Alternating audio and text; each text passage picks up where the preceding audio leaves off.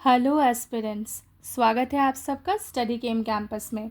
अगर आप SSC MTS या फिर एसएससी एग्ज़ाम्स की तैयारी कर रहे हैं या फिर किसी भी कॉम्पिटिटिव एग्ज़ाम्स की तैयारी कर रहे हैं तो फिल इन द ब्लैंक्स एक बहुत इंपॉर्टेंट टॉपिक है और इंग्लिश प्रिपरेशन के लिए बहुत ज़रूरी है। तो इस प्रैक्टिस सेट से आपको क्या मिलेगा? आप नॉट ओनली प्रैक्टिस करोगे बट ऑल्सो अपने प्रैक्टिस और प्रिपरेशन को वैल्यू ऐड करते रहोगे। यहाँ पे आपको बेसिक माइन्यूट डिटेल्स भी कवर करने को मिलेंगे।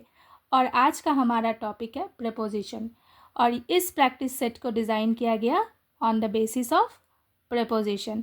तो सबसे पहले बिना समय को गवाते हुए हम लोग पढ़ लेते हैं इंस्ट्रक्शन को। What is the instruction given over here? Choose the appropriate word from the given option.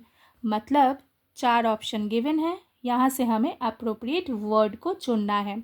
और जैसा कि मैंने कहा, कोई भी कॉम्पिटिटिव की तैयारी कर रहे हो, किसी भी एग्ज़ाम की तैयारी कर रहे हो तो ये आपके प्रिपरेशन को वैल्यू ऐड करती रहेगी।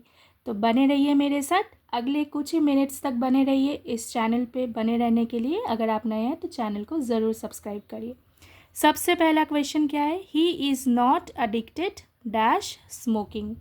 तो हमें हमेशा एक चीज़ याद रखना है कि क्वेश्चन में ही हमारा जवाब है। ठीक है, क्वेश्चन को अगर अच्छे से पढ़ेंगे तो हम लोग आंसर को भी डिकोड कर पाएंगे।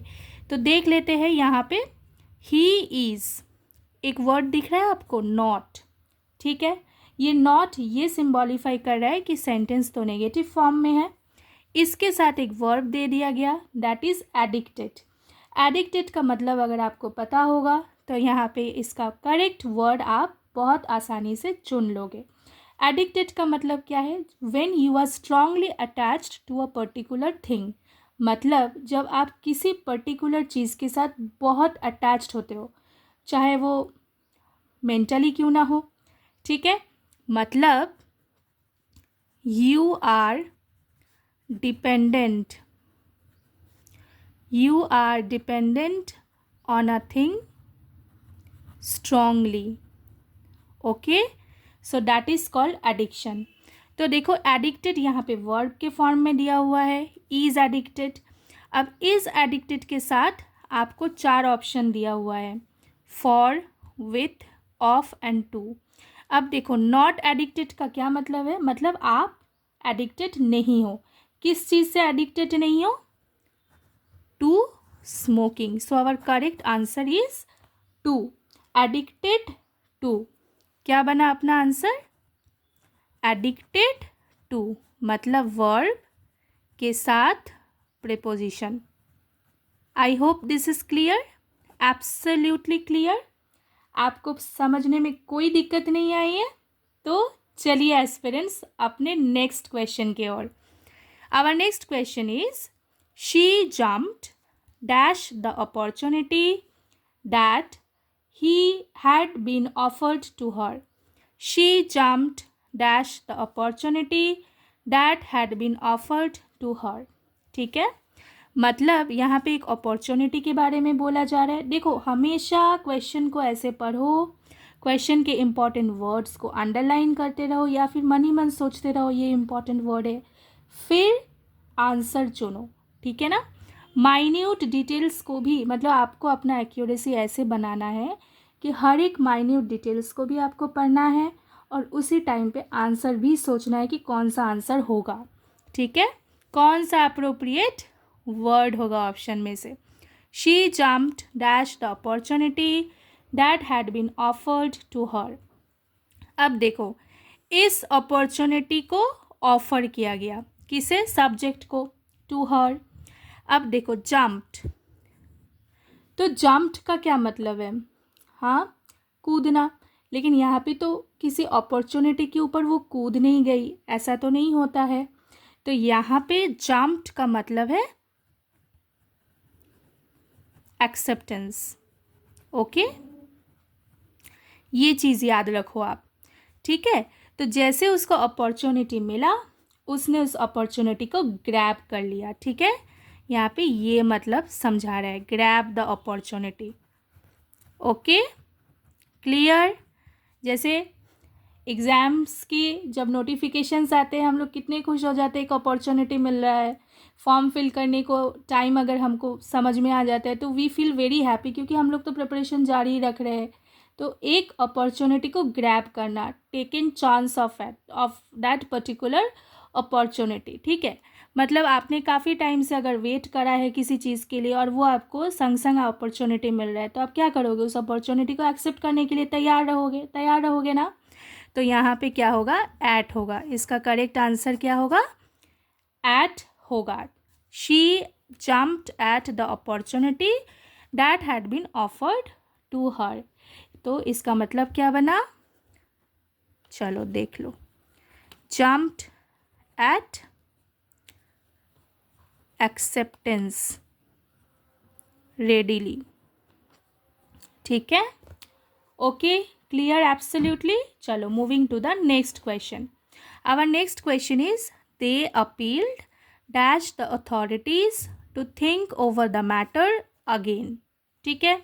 तो यहाँ पे क्या किया गया, अपील किया गया, ठीक है। अपील किनको किया गया, अथॉरिटीज़ को किया गया, किसी मैटर को लेके दोबारा सोचने के लिए, ठीक है। मतलब वो मैटर ऑलरेडी अथॉरिटी के पास थे, तो उसी के ऊपर फिर से दोबारा सोचने के लिए बोला जा रहा है। तो यहाँ पे क्या होगा, तो अपील किया गया, किसको किया गया, अथॉरिटी को किया गया, तो यहाँ पे अपील्ड टू होगा। So correct option, correct word over here is appeal to. अब अपील टू क्यों हुआ, देखो यहाँ पे अपील टू इसलिए हुआ क्योंकि यहाँ पे रिक्वेस्ट किया जा रहा है, and this request is very serious in nature, ठीक है। मतलब ये देखना ही पड़ेगा, serious in nature. So appealed to, okay. कभी कभी अपील अगेंस्ट भी होता है, कभी कभी अपील अगेंस्ट होता है। अपील अगेंस्ट मतलब जब आप किसी चीज़ के अगेंस्ट में जाना चाहते हो तो आप रिक्वेस्ट डालते हो टू टेक डिसीजन अगेंस्ट, ठीक है, तब अपील अगेंस्ट होता है, ओके। लेकिन इस क्वेश्चन के लिए अपील टू होगा, क्योंकि हम लोग रिक्वेस्ट किनको कर रहे हैं, अथॉरिटीज़ को कर रहे हैं। क्लियर। तो मेरे प्यारे एस्पिरेंट्स, आई होप आप अपने प्रिपरेशन पे वैल्यू ऐड कर रहे हो, यहाँ से कुछ सीख रहे हो। अगर आपको अच्छा लग रहा है तो लाइक एंड कमेंट ज़रूर कीजिएगा। चलिए नेक्स्ट क्वेश्चन को देख लेते हैं। Our next question is she is envious dash my success. अब एनवियस जो वर्ड है ना, ये वर्ड आया है from the word envy, okay. Envy word से ये वर्ड आया है। एनवी का मतलब क्या है, जेलस।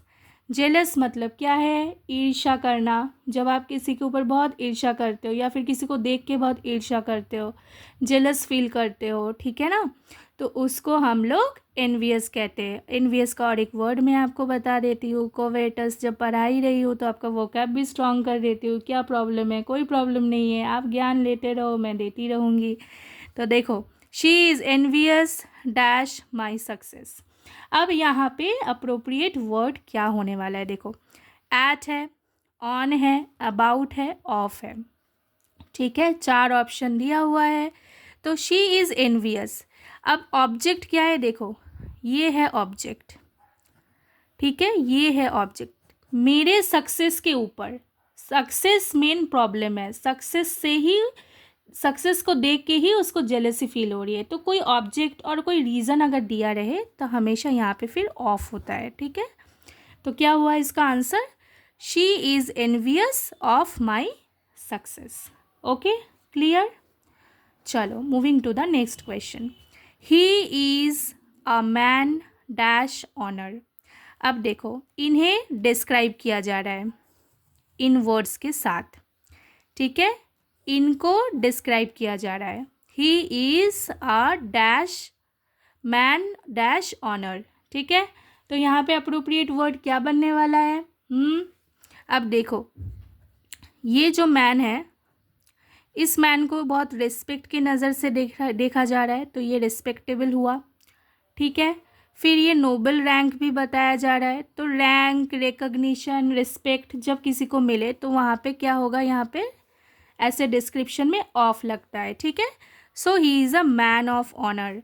फिर और एक एग्जाम्पल देती हूँ, बोलते हैं ना मैन ऑफ वर्ड्स, मतलब जब कोई मैन ऑफ वर्ड्स किसे कहते हैं, one who can keep words, जो अपनी बातें प्रॉमिस करके रख पाते हैं उनको हम लोग मैन ऑफ वर्ड्स बोलते हैं, ठीक है ना, मतलब जो प्रॉमिस किया गया उसे वो निभा रहा है।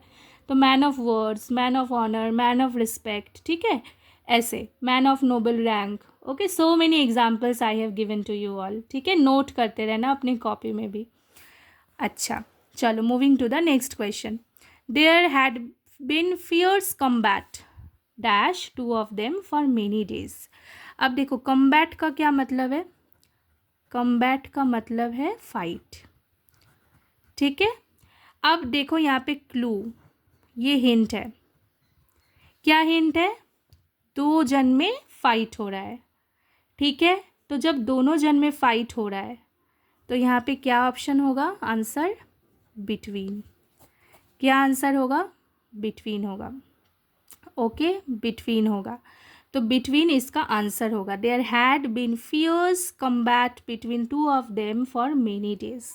बताइए फॉर यहाँ पे क्यों यूज़ हुआ, वाई फॉर इज़ यूज्ड, मुझे कमेंट करके बताइए। मैंने ऑलरेडी आपको सिखा के रखा है, जाइए दूसरे एमटीएस के प्रैक्टिस सेट्स को भी देखिए, ठीक है, लिंक दिया हुआ है डिस्क्रिप्शन में, ठीक है ना। आप किसी भी कम्पिटिटिव एग्जाम्स की तैयारी कर रहे हो, प्रैक्टिस सेट से तो आप सीखोगे ही, हमेशा सीखोगे, ठीक है ना, वो भी फिल इन द ब्लैंक्स का। तो चलिए नेक्स्ट क्वेश्चन देख लेते हैं। He has just returned dash US after completing his work, मतलब वो कहीं पे गए थे, अब वो फिर रिटर्न को आए कहाँ पे, यूएस, ठीक है। आफ्टर कंप्लीटिंग ये क्लू है, मतलब वर्क करने के बाद रिटर्न बैक हुआ, ठीक है। तो रिटर्न बैक का मतलब क्या हो गया, यहाँ पे सिंपली टू बनेगा, ठीक है। प्रेपोजिशन क्या बनेगा, टू बनेगा। देखो मैं आपको बहुत अच्छी तरीके से एग्जाम्पल के साथ चीज़ों को समझा रही हूँ। अभी तक तो आपने किसी ना किसी प्लेटफॉर्म से ही प्रेपोजिशन सीख ही लिया होगा, तो देखिए आपने कितने अच्छे से सीखा है, उसको भी तो टेस्ट करिए। Test yourself, always test yourself. Competition खुद के साथ करो कि कितना आप जानते हो, कितना आपकी तैयारी में कमी हो रही है, या फिर कितना फास्ट फॉरवर्ड आप तैयारी कर रहे हो। You always need to testify yourself as well, ठीक है ना। चलो अब moving to the next question. He is loyal dash his partner in their relationship, दोनों में इनका रिलेशनशिप है इनके पार्टनर के साथ। अब ये क्या है, लॉयल है, ये हमारा क्लू है। तो लॉयल का मतलब क्या है, मतलब होता है फेथफुल। चलो और एक वर्ड दे देती हूँ, फेथफुल का और एक वर्ड दे देती हूँ, ट्रस्ट वर्दी, ठीक है, मतलब जिसे आप ट्रस्ट कर पाओ, ठीक है ना, आप विश्वास कर पाओ। फेथफुल, लॉयल, ट्रस्टवर्दी, तो इसके साथ क्या जा रहा है, देखो अब ये लॉयल किसके तरफ है, इनके पार्टनर के तरफ है, तो यहाँ पे क्या होगा, ऑप्शन में यहाँ पे टू होगा answer. So he is loyal to his partner in their relationship, in their relationship. अगर आपको अच्छा लगे, लेसन अच्छा लग रहा है, तो लाइक एंड कमेंट ज़रूर करिए एंड शेयर भी करिए अपने दोस्तों यारों को। और अगर आप इस चैनल पे नए हैं तो इस चैनल को ज़रूर सब्सक्राइब करिए to get more practice sets like this. चलो we have come to the last question of this particular class. We have bought a table which is made dash wood. देखो हमने ख़रीदा है एक टेबल को। अब ये टेबल किससे बना, वुड से बना। तो वुड एक क्या है, ये एक मटेरियल है, या फिर कोई सब्सटेंस भी अगर बोल सकते हो तो बोल सकते हो। तो ये वुडन मटेरियल से बना हुआ है, तो मेड ऑफ वुड होगा। तो ऑप्शन में क्या बैठेगा, ऑफ वुड बैठेगा। ऐसे जैसे और एक एग्जांपल दे देती हूँ, अ रिंग, जैसे हम लड़कियाँ पहनते हैं ना, लड़के भी पहनते हैं रिंग, तो ring is made of gold, ठीक है। चलो एक एग्जाम्पल और दे दिया, तो गोल्ड एक सब्सटेंस है, ठीक है, तो ऑफ इसके लिए यूज़ हो रहा है। Always remember this thing. अगर आप स्टडी केम कैंपस में नए हैं तो चैनल को ज़रूर सब्सक्राइब करिए, अच्छे से प्रिपरेशन करिए, अच्छे से नोट करिए हर एक पॉइंट को। मैंने बहुत इंपॉर्टेंट प्रीपोजिशंस को इन इस फिलिंग द ब्लैंक्स के प्रैक्टिस सेट पे कवर कराया है। अगर आपको अच्छा लगे तो आप इसे शेयर भी करिए। Stay positive, stay fine, stay fit, take care, thank you.